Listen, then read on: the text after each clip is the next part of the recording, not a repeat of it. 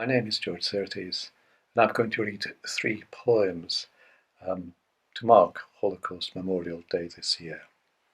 The three poems are to do with my parents, particularly the first two. I'll tell you about them. The first of them is called Meeting 1944, and the meeting was of my parents.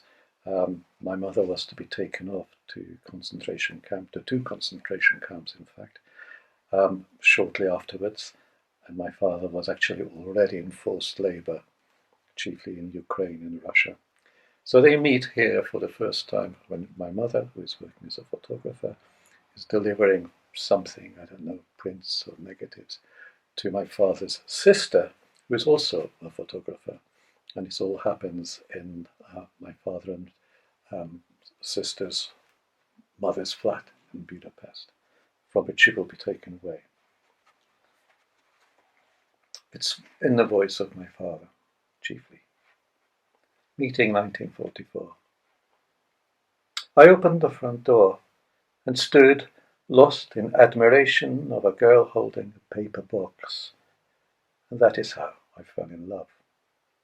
I've come, she said, to bring you this, some work from the photographer. Or rather, it's for Miss D. Would you pass it on to her?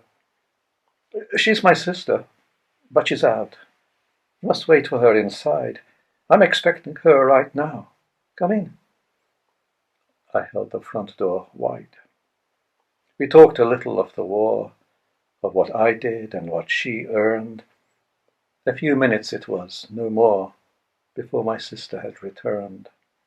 You going? Well, I'm off out too. And so we rose from our two chairs. I'll be back shortly, Lily dear. Shall I see you down the stairs? That's all there is. We met again, until he took the Jews away. I won't be long. I'll see you soon, right often.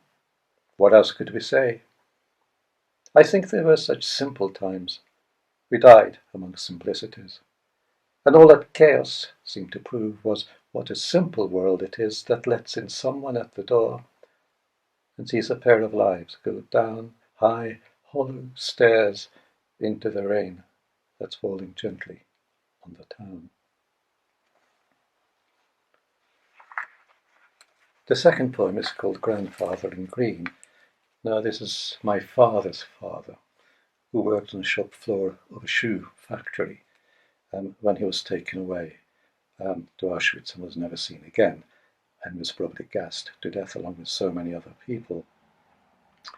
He was a very frustrated man as a worker.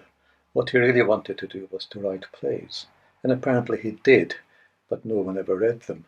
I don't think my father did. They were never performed, that's for sure.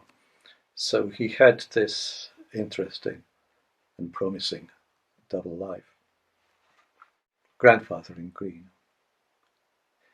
My grandfather, the Budapest shoemaker, wrote plays in his spare time, and then he died. His body became a pebble on a beach of softness, across which swept the pale green tide.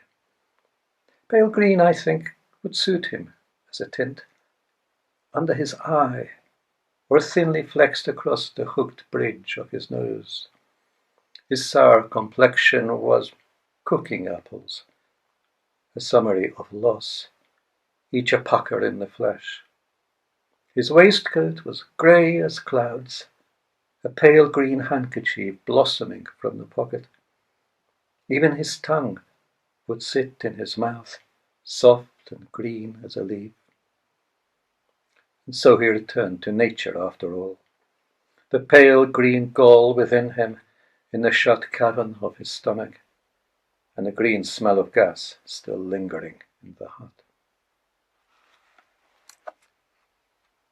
The third of the poems, and the last of them, is a poem called simply Losing, and it's a kind of a reflection in which way people simply lose each other, not necessarily in the Holocaust, although in this case there are references to that in the poem, but also in ways which are unexpected and tragic vanishings.